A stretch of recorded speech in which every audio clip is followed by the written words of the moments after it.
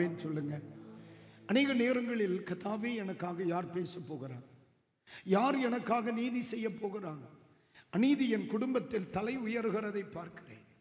நான் வேலை செய்கிற இடத்தில் அநீதி தலை உயர்கிறதை பார்க்கிறேன். என் சமுதாயத்தில் அநீதி தலை உயர்கிறதை பார்க்கிறேன். யார் எனக்காக நியாயம் செய்ய போகிறார்கள் என்று சொல்லி ஏக்கத்தோடு இருக்கிற பிள்ளைகளுக்கு, சில குடும்பங்களுக்கு தேவனுடைய பதில், நியாயம் விசாரிக்கிற கர்த்தர் ஒருவர் இன்றும் ஜீவிக்கிறார். அல்லேலூயா. நம் ஆண்டவர் யாருமா? நியாயம் விசாரிக்கும் கர்த்தர். உங்கள் ஆண்டவர் நியாயம் விசாரிக்கிற கர்த்தர். நம்முடைய ஆண்டவர் நியாயம் விசாரிக்கிற கர்த்தர். நாம் ஆராதிக்கிறவர் கண்டும் காணாமல் செய்கிறவர் செல்கிறவர் அல்ல. விதைக்கிறவனுக்கு விதையையும் புசிக்கிறவனுக்கு ஆகாரமும் கொடுக்கிறவர் நியாயம் விசாரிக்கிற கர்த்தர். அவர் ஆமென் சொல்லுங்க. ஆமென். ஒரு சில வசனங்களை மட்டும் துரிதமாய் சொல்ல விரும்புகிறேன். சங்கீதங்களின் புஸ்தகம் 68ஆம் சங்கீதம் 5ஆம் வாக்கியம், 74:4, 82 அதனுடைய 1. இந்த 3 வசனங்களையும் படித்த பின் ஒரு உதாரணத்தை சொல்லி உங்களை ஜெபித்து அனுப்ப விரும்புகிறேன். கர்த்தர் உதவி செய்வார். 68:5, 82:1. கைகளை உயர்த்தி ஒரு ஆமென் சொல்லுங்க. அல்லேலூயா. சரி, இப்பொழுது வாசிங்க மக்களே. ஃபைன். தம்முடைய பரிசுத்த வாசஸ்தலத்தில் இருக்கிற தேவன், தம்முடைய பரிசுத்த வாசஸ்தலத்தில் இருக்கிற தேவன் திக்கற்ற பிள்ளைகளுக்கு தகப்பனும், திக்கற்ற பிள்ளைகளுக்கு தகப்பனும், விதவைகளுக்கு நியாயம் விசாரிக்கிறவருமாய் இருக்கிறார். விதவைகளுக்கு நியாயம் விசாரிக்கின்றவருமாக இருக்கிறார். என்ன அழகு! இந்த வார்த்தைக்கு அவர் ஸ்தோத்திரம் சொல்லுகிறேங்கப்பா. அல்லேலூயா.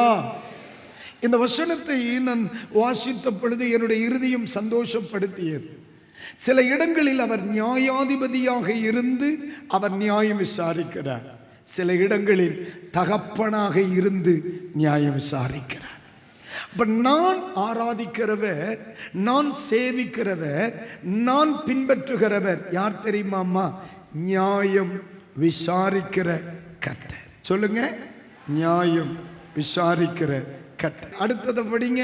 தேவ சபையிலே, தேவ சபையிலே தேவன் எழுந்தருளி இருக்கிறார். தேவன் எழுந்தருளி இருக்கிறார். தேவர்களின் நடுவிலே, தேவர்களின் நடுவில் அவர் நியாயம் விசாரிக்கிறார். கைகளை உயர்த்தி ஒரு அல்லேலூயா சொல்லுங்க.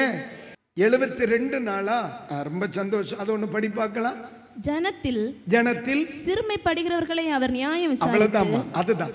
ஜனத்தில் சிறுமைப்படுகிறவர்களை அவர் நியாயம் விசாரித்து, ஏழையின் பிள்ளைகளை ரட்சித்து, ஏழைகளின் பிள்ளைகளை ரட்சித்து, இடுக்கண் செய்கிறவனை நொறுக்குவார்.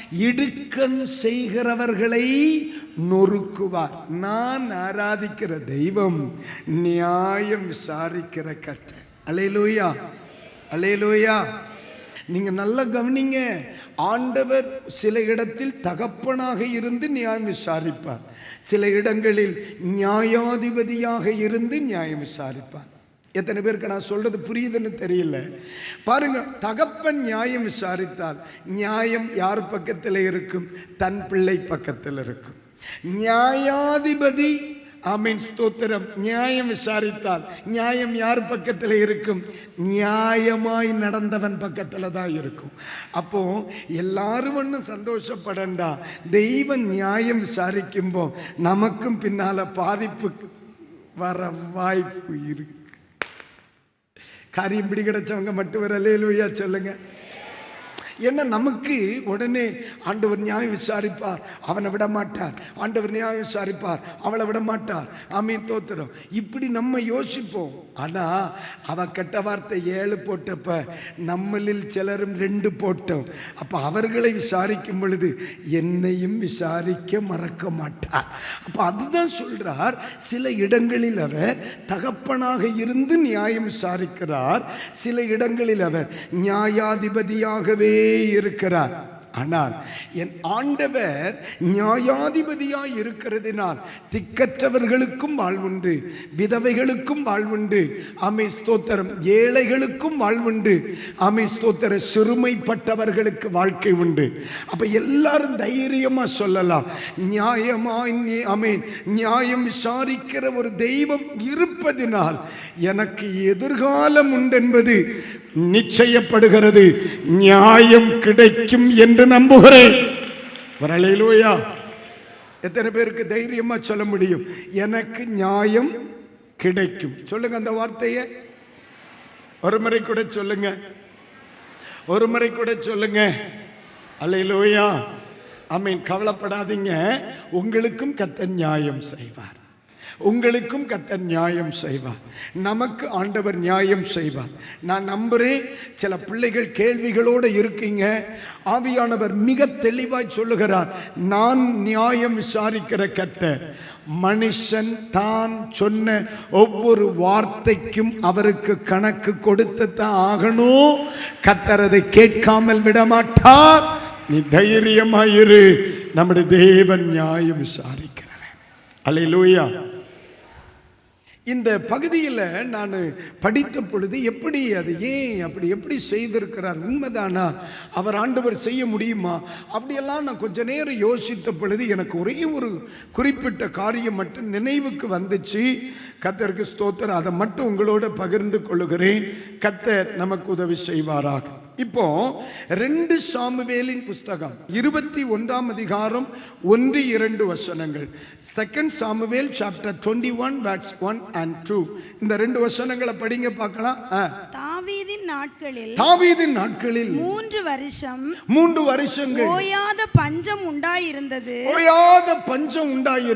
அப்பொழுது தாவீது கர்த்தருடைய சமூகத்தில் விசாரித்தான், ஆண்டவருடைய சமூகத்தில் போய் விசாரித்தான். கர்த்தர் கிபியோனியரை கொன்று போட்ட சவுலுக்காகவும் இரத்த பிரியரான அவன் வீட்டாருக்காகவும் இது உண்டாயிற்று என்றார். ஆமென். கைகளை உயர்த்தி ஒரு அல்லேலூயா. 2ஆம் வசனத்தை படிங்க. அப்பொழுது ராஜா கிபியோனியரை அழைப்பித்தான். கிபியோனியரே இஸ்ரவேல் புத்திரராய் இராமல் எமோரியரில் மீதியாய் இருந்தவர்கள் அவர்களுக்கு இஸ்ரவேல் புத்திரர் ஆணையிட்டிருந்தும் சவுல் இஸ்ரவேல் புத்திரருக்காகவும் யூதாவுக்காகவும் காண்பித்த வைராக்கியத்தினால் அவர்களை வெட்ட வகை தேடினான். ஆமென். ஒரு அல்லேலூயா சொல்லுங்க. ஆண்டவர் நியாயம் விசாரிக்கிற கர்த்தர்.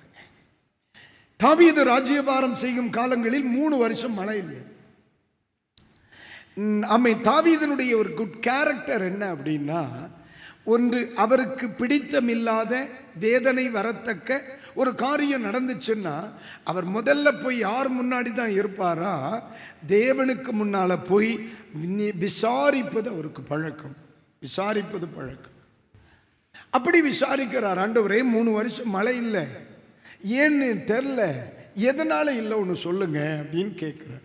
உடனே ஆண்டவர் சொல்றார், இல்லப்பா கிபியோனியர்களால தான் இது வந்துச்சு, கிபியோனியர்களுக்காக இது வந்துச்சுப்பான்னு. உடனே அவர் என்ன செய்யறார், ரைட்டு, அங்கே கொஞ்சம் பேர் அந்த இஸ்ரவேல் மக்களுக்குள்ளேயே எமோரியர் என்று சொல்லுகிற ஒரு புறஜாதி ஜனத்தின் கொஞ்சம் சொற்ப ஜனங்கள் அங்க குடியிருக்கிறாங்க. அவர்களால தான் 3 years என்ன இல்லையா, மழை இல்லையா. உடனே இவர் அவங்களை கூப்பிட்டு, எப்பா 3 வருஷம் மழை இல்லை, நான் ஆண்டவருடைய சமூகத்தில் ஜெபம் பண்ணேன், உங்கள் நிமித்தத்தான் மழை இல்லைன்னு சொல்லி ஆண்டவர் சொல்லி இருக்கிறார் அப்படின்னு சொல்லிட்டு அவர் சொல்ற ஒரு வார்த்தையை நீங்க கவனிங்க. 5-6 வசனங்களை ஒன்று படிங்க பார்க்கலாம். 5-6 வசனங்கள். அவர்கள் ராஜாவை நோக்கி, நாங்கள் இஸ்ரவேலின் எல்லையில் எங்கும் நிலைக்காதபடிக்கு அழிந்து போக எவன் எங்களை நிர்மூலமாக்கி எங்களுக்கு பொல்லாப்பு செய்ய நினைத்தானோ அவன் குமாரரில் 7 பேர் கர்த்தர் தெரிந்து கொண்ட சவுலின் ஊராகிய கிபியாவிலே நாங்கள் அவர்களை கர்த்தருக்கென்று தூக்கி போட எங்களுக்கு ஒப்பு கொடுக்கப்பட வேண்டும் என்றார்கள். உயர்த்தி ஒரு அல்லேலூயா சொல்லுங்க. அதில் ஒரு வசனம் வரும் பாருங்க. நீங்கள் இஸ்ரவேலாகிய சுதந்திரத்தை ஆசீர்வதிப்பதற்கு நாங்க என்ன செய்யணும்னு கேட்கிறாங்க. அது 3ஆவது வசனம் தானே. இப்போ இஸ்ரவேல்ல மழை இல்லை. இப்போ இஸ்ரவேல்ல என்ன இல்லை, மழை இல்லை. ஆண்டவர்கிட்ட விசாரிக்கும் பொழுது சொல்ற, இந்த மழை இல்லாம போனதுக்கு காரணம் யார் தான்? கிபியோனியர்கள்னு சொல்றாங்க. இப்போ உடனே கிபியோனியர்கள் என்று சொல்கிற அந்த சின்ன கூட்டத்தை கூப்பிட்டு சொல்றார், ஐயா ஆமே, நீங்க இனி ஆசீர்வதிச்சாதான் இனி எங்க தேசத்துல மழை வரும். அந்த 3 வசனத்தை ஒண்ணு படி மக்களே. ஆகையால் தாவீது கிபியோனியரை பார்த்து, நான் உங்களுக்கு செய்ய வேண்டியது என்ன? நான் உங்களுக்கு என்ன செய்யணும்? நீங்கள் கர்த்தருடைய சுதந்திரத்தை ஆசீர்வதிக்கும் படிக்கு. யார் யார் ஆசீர்வதிக்கணும்? யார் யார் ஆசீர்வதிக்கணும்? பேசுங்க. யார் யார் ஆசீர்வதிக்கணும்? இஸ்ரவேலர் யார்? தேவஜனம். எமோரியர்கள் யார்? புறஜாதிகள். இப்ப தாவீது சொல்றார், ஐயா நீங்க தேவனுடைய சுதந்திரமாகிய இஸ்ரவேல் மக்களை ஒன்று ஆசீர்வதிப்பதற்கு இப்ப நான் என்ன செய்யணும்னு கேட்கார். ஒரு ஆமீன் சொல்லுங்க. அல்லேலூயா. பாஸ்டர் மட்டும் ஆசீர்வதிச்சா போறாதான், ஆசாரியர்கள் மட்டும் ஆசீர்வதிச்சா போறாதான், தீர்க்கதரிசிகள் மட்டும் ஆசீர்வதிச்சா போறாதான், அந்த தேசத்தில் குடியிருக்கிற எமோரியர்கள் ஆசீர்வதிச்சாதான் இனி தேசத்துல மழை வருமா? அப்போ தெய்வ மக்கள் புரியணும், ஆசீர்வாதம் என்பது ஒரு மனுஷனுக்குள்ள வருவதற்கு பல வழிகள் இருக்கு. அல்லேலூயா. கேட்கிறார். உடனே அவங்க சொல்றாங்க, ஐயா எங்களுக்கு ஒரு பிரச்சனை, நாங்க ரொம்ப வருஷமா இஸ்ரவேல் மக்களுக்குள்ள நாங்க வாழ்ந்துட்டு இருக்கிறோம். இந்த சவுல் இருக்காருல்ல, தாவீதுக்கு முந்திய ராஜா, இவர் இரத்த பிரியன், அவரும் அவருடைய குடும்பமும் எங்களை ரொம்ப அழிச்சிட்டாங்க. எங்களுக்கு ஒன்று செய்யணும். அவன் குடும்பத்தில் 7 பேர் எங்க ஏரியாவில் சுத்துறான், அவன் 7 பேரையும் போட்டான். கர்த்தருக்காக அவனை கொன்னுறணும்ன்றாங்க. உடனே இவர் என்ன சொல்றார்? அவ்வளவுதானே. அந்த 7 பேரையும் கொன்று போட்டார்கள். பைபிள் சொல்லுது 3 வருடம் பெய்யாத மழை பெய்தது. என்ன நீங்க ரொம்ப வீக்கா இருக்கிறீங்க? அல்லேலூயா. இதெல்லாம் சாத்தியமான்னு கேட்கலாம். எனக்கும் அப்படித்தான் தெரியுது. நீங்க நல்லா கவனிங்க. யாருக்காக யார் கொல்லப்படுகிறார்? யாருக்காக யார் கொல்லப்படுகிறார்? ஒரு எமோரியனுக்காக இஸ்ரவேலன் கொல்லப்படுகிறார். நீங்க நல்லா கவனிக்கணும். அதாவது இஸ்ரவேலனுக்காக ஒரு எமோரியன் கொல்லப்படலாம். இங்க எமோரியனுக்காக யார் கொல்லப்படுகிறார்? இஸ்ரவேலன் கொல்லப்படுறார். அப்ப நீங்க கேட்கலாம், ஏன் அது நடந்துச்சு? ஏன் கிபியோனியர்களை சவுல் கொண்டார்? சவுல் கொண்டது நியாயமான காரியம். எப்படின்னு கேட்கிறீங்களா? ஏற்கனவே 5ஆம் வசனத்துல ஆமென் தோத்திரம் நம்ம படிக்கும் பொழுது அவர் என்ன சொல்றார்? இஸ்ரவேலுக்காக யூதாவுக்காக சவுல் வைராக்கியம் பாராட்டி. அப்படித்தானே இருக்கு. எத்தனாவது சொன்னது? 2ஆம் சொன்னா ஒண்ணு படி மக்களாது. அப்பொழுது ராஜா, அப்பொழுது அதை மட்டும் படி. கிபியோனியரோ இஸ்ரவேல் புத்திரரா இராமல் எமோரியரில் மீதியா இருந்தவர்கள். அவர்களுக்கு இஸ்ரவேல் புத்திரர் ஆணையிட்டிருந்தும் சவுல் இஸ்ரவேல் புத்திரருக்காகவும் யூதாவுக்காகவும் காண்பித்த வைராக்கியத்தினால் அவர்களை வெட்ட சவுல் ஏன் கொண்டார்? இஸ்ரவேலுக்காகவும் யூதாவுக்காகவும் வைராக்கியம் பாராட்டினார். இண்டிவிஜுவல் ப்ராப்ளம் ஒன்றும் கிடையாது. இஸ்ரவேல் ஜனங்களுக்காக வைராக்கியம் பாராட்டினார். எங்க ஊருக்குள்ள எமோரியன் இருக்கப்படாது, எங்க ஜனத்துக்குள்ள எமோரியன் இருக்கப்படாது. இஸ்ரவேலுக்காகவும் யூதாவுக்காகவும் வைராக்கியம் பாராட்டி கிபியோனியர்களை அழிக்க முற்படுகிறார். ஆனா அது தேவனுடைய பார்வையில் எப்படி இருக்கு சொல்லுங்க? தேவனுடைய பார்வையில் எப்படி இருக்கு? பொல்லாப்பா இருக்கு. ஒன்னு கவனிச்சுக்காரு. ஏன் ஆண்டவரே ஒரு எமோரியன் ஆசீர்வதிச்சாதான் இனி இஸ்ரவேலில் மழை பெய்யுமா? என்னோட கேள்வி அதுதான். இஸ்ரவேல் தேசத்துல இனி மழை பெய்யணும்னா ஒரு எமோரியன் பிளஸ் பண்ணணுமா? இஸ்ரவேலனை கொல்லணும்னு சொல்லி எமோரியன் சொல்ல எமோரியனுடைய சொல்லுக்கு கீழ்ப்படியணுமா? அப்பதான் ஆண்டவர் சொன்னார், இங்க எமோரியனா இஸ்ரவேலனாங்கிறது பிரச்சனை இல்லை. தேவ பிள்ளைகள் தேவ சமூகத்தில் சொன்ன வார்த்தை தான் முக்கியம்.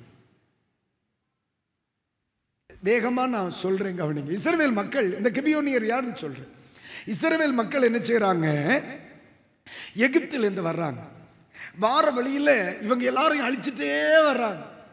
இது எல்லாருக்கும் கேள்விப்பட்டு எல்லாரும் ரொம்ப பயப்படுறாங்க. இப்போ இந்த கிபியோனியர்கள் இருக்காங்கல்ல, ஒரு பிளான் பண்றாங்க. என்ன பண்றோம்னா, நம்ம என்ன செய்யணும்? நம்ம இவங்கள்ட்ட போய் நம்ம இவங்களை ஏமாற்றி ஒரு உடன்படிக்கை வாங்கிடணும் அப்படின்னு நினைக்கிறாங்க. இவங்க என்ன செய்யறாம, கிழிஞ்ச பேகு, கிழிஞ்ச செருப்பு, கிழிஞ்ச துணி, பூசணம் பூத்த கெட்டு போன அப்ப எல்லாம் எடுத்துட்டு இவற்றை வராங்க, யோசுவாட்ட வராங்க.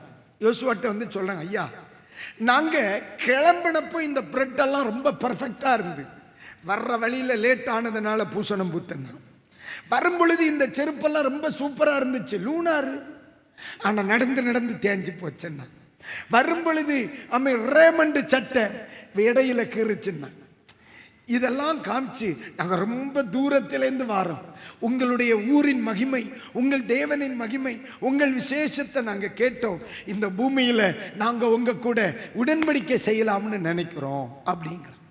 பொதுவாவே நம்ம சில நேரத்தில் அவசரப்பட்டு தான் சிக்கிடுவோம். பாட்டி அவசரப்பட்டாளா அப்படி, தாத்தா அவசரப்பட்டாரா அதுவும் மீதி அப்படி.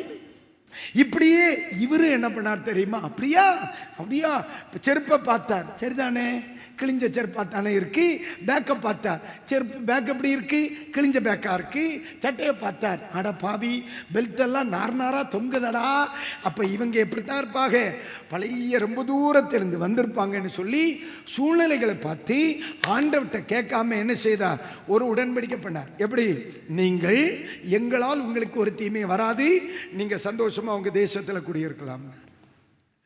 அப்படி அவங்க போயிட்டாங்க. கொஞ்ச தூரம் போய் இதுல இருந்து கருங்கல் தூரம் போனப்போ அங்க கொஞ்சம் பேர் இருந்து டண்டனக்கா டண்டனக்கா டண்டனக்கா டண்டன கொட்டடிச்சு வர இருக்கான். பார்த்தா நேத்துக்கு கிழிஞ்ச செருப்பு போட்டுட்டு வந்தவங்க உள்ள இருக்கான், நேத்துக்கு பழைய துணி போட்டுட்டு வந்தவங்க உள்ள இருக்கான். பார்த்தா பக்கத்து ஸ்டாப்ல குடியிருக்கிற பயில்வே இந்த மனுஷனை பயந்து ஏமாத்தி விட்டான். உடனே யாருக்கு, யோசுவாவுக்கு பயங்கர கோபம் வந்துருச்சு.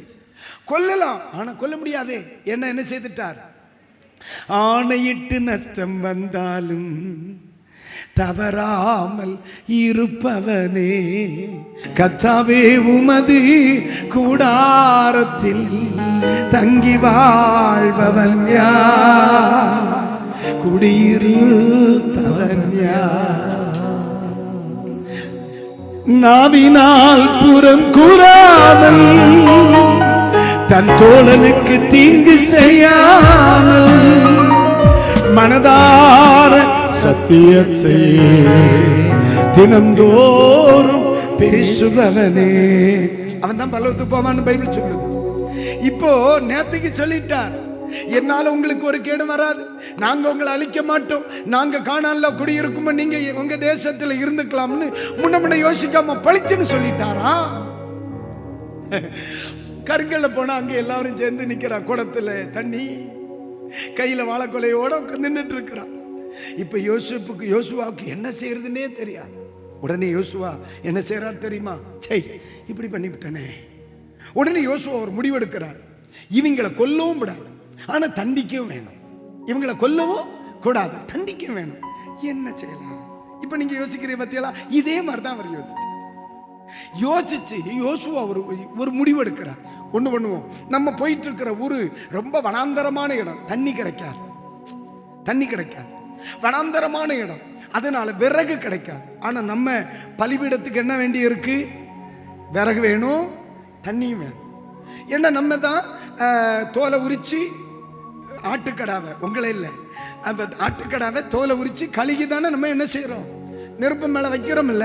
அப்ப அங்கே பலிபீடத்தை சுத்தப்படுத்துறதுக்கு நிறைய குடங்குடமா தண்ணி தேவைப்படுது இல்ல. அப்ப யோசிக்கிறார், நமக்கு விறகு வேணும், தண்ணியும் வேணும், இவனை கொல்லவும் கூடாது, தண்டனையும் கொடுக்கணும். அப்ப ஒண்ணு செய்துருவோம், இன்று முதல் கிபியோனியர்கள் என்ன செய்யணும், தேவாலயத்திற்கு ஆசரிப்பு கூடாரத்திற்கு எவ்வளவு தண்ணி வேணுமோ, வனாந்தரமா இருந்தாலும் சரி, மேடா இருந்தாலும் சரி, பள்ளமா இருந்தாலும் சரி, மழையா இருந்தாலும் சரி, வெயிலா இருந்தாலும் சரி, தண்ணி கொண்டு வரணும். ரெண்டாவது, எவ்வளவு விறகு தேவைப்படுதோ எல்லா விறகும் கொண்டு வரணும். இவங்களுக்கு தண்டனை மாதிரி ஒரு டியூட்டி கொடுத்தாச்சு. ஆனா அதுல ஒரு பெரிய சிறப்பு என்னன்னா, அடிமையா இருந்தாலும் ஆண்டவருடைய சமூகத்தில் இருந்தான் பாரு. அதாவது யோசுவாவினுடைய வீட்டுக்கு தண்ணி கோர விட்டிருந்தா அவன் அழிஞ்சிருப்பான், யோசுவாவினுடைய வீட்டுக்கு விறகு பொறுக்க விட்டிருந்தா அவன் அழிஞ்சிருப்பான். யோசுவாவை குறித்து நான் ஆண்டவருக்கு நன்றி சொல்றேன். சொன்னதே சொன்னார், நீ என்ன பண்ணு, ஆலயத்திற்கு தேவையான தண்ணி, ஆலயத்திற்கு தேவையான விறகு, கூடாரத்திற்கு தேவையான தண்ணி, கூடாரத்திற்கு தேவையான விறக நீ என்ன செய்துக்க, நீ கொண்டு வந்து கொடுத்தரணும். இது உனக்கு தண்டனை. ஆனா உன்னை கொல்ல மாட்டேன், எங்க ஜனங்களோட நீ வாழலாம் அப்படின்னு யோசுவா சொல்லி இருந்தார். இப்படி வருஷங்கள் 100 போயிருச்சு. இவங்க எங்கதான் இருக்கிறாங்க? இஸ்ரவேலர்கள் நடுவில் எல்லாரையும் போல அண்ணன் தம்பிய பழகிட்டு நான் சொல்றேன், காடுகளிலையும் மலைகளையும் போய் விறக வெட்டி காய வச்சு தோளில சுமந்து எங்க கொண்டு வந்தான்? ஆலயத்திற்கு கொண்டு வந்தான். போனது வனாந்தரமான இடம். ஆனா ஆலயத்தில் தண்ணீர் கொண்டு வருவதற்கு கிபியோனுடைய தோள் என்ன செய்தது? சுமை சுமந்தது. கர்த்தர் கவனிச்சிட்டே இருந்தார். உன் தண்டனைக்குத்தான் உன் தவறுக்குத்தான் இந்த தண்டனை கொடுக்கப்பட்டாலும் ஆண்டவருடைய சமூகத்திலே தண்ணீரும் விறகும் சுமந்தவர்கள் இந்த எமோரியர்கள். ஹல்லேலூயா. வாக்கு பண்ணின யோசுவா செத்துட்டார். அதை கேட்ட இஸ்ரவேலர்கள் செத்துட்டாங்க. அதை கேட்ட எமோரியர்களும் செத்துட்டாங்க மக்களே. ஆனா இதெல்லாம் தூரத்தில் இருந்து பார்த்து கொண்டிருந்த தெய்வம் மட்டும் சாகவே இல்லை. நான் சொல்றது புரியுதா உனக்கு? எனக்கு இந்த வார்த்தை படிக்கும் பொழுது என் ஆண்டவர் நியாயம் விசாரிக்கிறது 100 தடவை இல்லை, 100க்கு 1000 தடவை சொல்லலாம். என்னுடைய தெய்வம் நியாயம் விசாரிக்கிற தெய்வம். எவ்வளவு ஆச்சரியமானவர் பாரு. என்ன நடக்குது? காலங்கள் போயிட்டு நடந்து கீழே வந்தா இப்போ எமோரியர்கள் அந்த வேலையெல்லாம் இல்லை. எமோரியர்களுக்கு அந்த டியூட்டி முடிஞ்சு போச்சு. ஆனா அவங்க எங்க தான் இருக்காங்க? எங்க ரேஷன் கடையில தான் ரேஷன் வாங்குறாங்க, எங்க பைப்பில் தான் தண்ணி பிடிக்கிறாங்க, எங்க நாங்க பஜனைக்கு போனா அவங்க வீட்லயும் பாடுறோம். சில நேரத்தில் அவங்க சுண்ட கடையில எல்லாம் கொடுக்கறாங்க, கொண்ட கடையில எல்லாம் கொடுக்கறாங்க. நாங்க அண்ணன் தம்பி மாதிரி இருக்கும். ஆனா ஒரு நாள் திடீர்னு சவுல் ராஜாவான பொழுது சவுலுக்கு இஸ்ரவேல் மேலையும் யூதாவின் மேலே என்ன வந்துருச்சு? ஒரு வைராக்கியம் வந்த உடனே நம்ம தேசத்துல யாரு எமோரியர்கள் குடியிருப்பதா எல்லாரையும் அழிச்சிடணும்னு சொல்லி அவசரப்பட்டான். ஏன் இவங்க இருக்காங்க? ஏன் இவங்களை பிதாக்கள் நம்ம கூடயே வச்சாங்க? இவங்களுக்கு ஏதோ ஆண்டவருக்கு இடையில ஒரு உறவு இருக்கு, இவங்களுக்கும் பலிபீடத்துக்கு இடையில ஒரு உறவு இருக்கு, இவங்களுக்கு இஸ்ரவேலுக்கு இடையில ஒரு உறவு இருக்கு, இவங்களுக்கும் தோத்திர தேவ சமூகத்துக்கு இருக்கிற இடையில ஒரு உறவு இருக்குங்கிறத மறந்து போய் அவசரப்பட்டு அவங்கள சிலர் கொன்னுறான். இது ஆண்டவர் கவனிச்சுட்டே இருந்தார். ஒன்னு சொல்றேம்மா, இப்ப கொன்னமே விறகு சம்பந்தமே இல்லை. இவனுக்கு தாத்தன் மறந்து விடுகிற தெய்வம் அல்ல. இப்ப செத்தாமலமா இவன் யாரும் விறகு சம்பந்தவன் அல்ல. இப்பதான் இவங்க ஊருக்கு வந்துட்டாங்களே, அப்படியே வச்சுக்கிடுவோமே. உடன்படிக்கை பண்ணினது யாருக்கு? உடன்படிக்கை பண்ணப்பட்டது யாருக்கு? தோத்திர எமோரியர்களுக்கு தாத்தாக்கின் பண்ணது. இப்ப கொல்லப்படுகிறது பேர குழந்தை. இவனை கொன்ன உடனே கர்த்தர் மௌனம் சாதிக்கிறார். 3 வருஷமா தேசத்துல மழை இல்லை. ஆண்டவர் கோபப்பட்டார். நீ இஸ்ரவேலுக்கு வைராக்கியம் பாராட்டின, ஆனா நீ என் பிள்ளை கொண்டு இருக்க கூடாது. நான் அந்த இடத்துல ஆண்டவரை படிக்கிறேங்க. நீ இஸ்ரவேலுக்கா, சபைக்கா, தேசத்துக்கா வைராக்கியம் பாராட்டின, ஆனா என் பிள்ளையை நீ தொட்டிருக்க கூடாது. ஏன் தெரியுமா? இவனுடைய தாத்தா என் ஆலயத்திற்காக விறகு சுமந்து வாழ்ந்தவன்டா.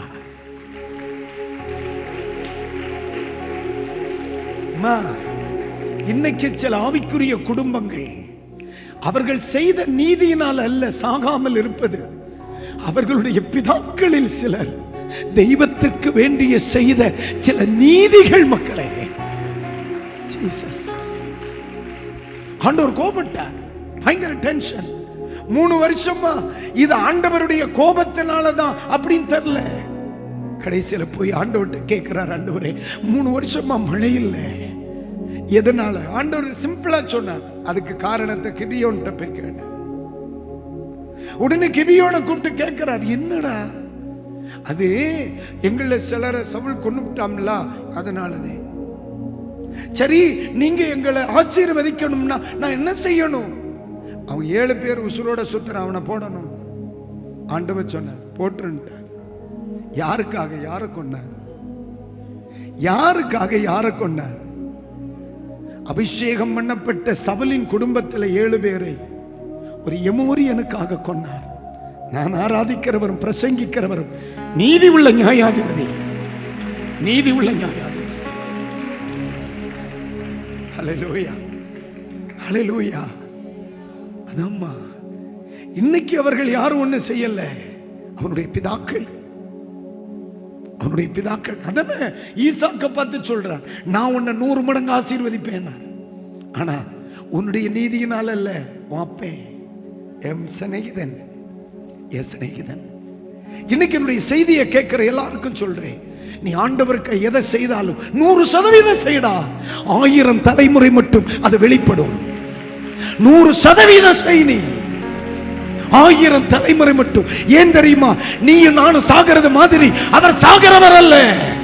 வேதம் சொல்லுகிறது, மரித்தேன் ஆனாலும் சதா காலங்களிலே உயிரோடு இருக்கிறேன். என் ஆண்டவர் தகப்பன் மட்டுமல்ல, அவர் நீதி உள்ள நியாயாதிபதி. எத்தனை பேர் ஆமென் சொல்லுவீங்க? அல்லேலூயா. அவர்கள் விரும்பினது அவர்களுக்கு செய்யப்பட்டது போல செய்யப்பட்டது. அவங்க இஸ்ரவேலை ஆசீர்வதித்தார்கள். தேசத்துல மழை வந்துச்சு. ஆண்டவர் எனக்கு சொல்லிக் கொடுத்தார், நான் நீதி உள்ள நியாயாதிபதி. என் பிள்ளைக்காக பேச வேண்டிய இடத்துல நான் பேசுவேன், செய்ய வேண்டியதை நான் செய்வேன், நடப்பிக்க வேண்டியதை நான் நடப்பிப்பேன். நீ அவனுக்கு சொல், நான் நியாயம் விசாரிக்கிற கர்த்தர். விசுவாசிக்கிறவர்கள் மட்டும் கைகளை தட்டி ஆண்டவருக்கு நன்றி சொல். ஆதாமனுடைய மூத்த மகனை பார்த்து ஆண்டவர் சொன்னார், உனக்கு மேன்மை இல்லை என்று ஏன் நீ அவனை கொன்றாய்? நீ நன்மை செய்தால் உனக்கு மேன்மை இல்லையோ? நியாயாதிபதி இன்னும் உயிரோடு தானே இருக்கிறார். நீ நன்மை செய்தால் உனக்கு மேன்மை இல்லையோ? நியாயாதிபதி இன்னும் உயிரோடு தானே இருக்கிறார். சோர்ந்து போகாதே, அவர் கவனமாய் கவனிக்கிறார். எனக்கு அதில் பிடிச்ச ஒரு வார்த்தை, உடன்படிக்கை பண்ணினவர்கள் எல்லாம் செத்து போனார்கள், தண்ணீர் சுமந்தவர்களும் செத்தார்கள், விறகு சுமந்தவர்களும் செத்தார்கள். ஆனால் இதையெல்லாம் தூரத்தில் இருந்து கவனித்துக் கொண்டிருந்த தெய்வம் சாகவில்லை. ஒவ்வொரு அசைவுகளும் கர்த்தர் தன்னுடைய கண்களுக்குள் வைத்திருக்கிறார்.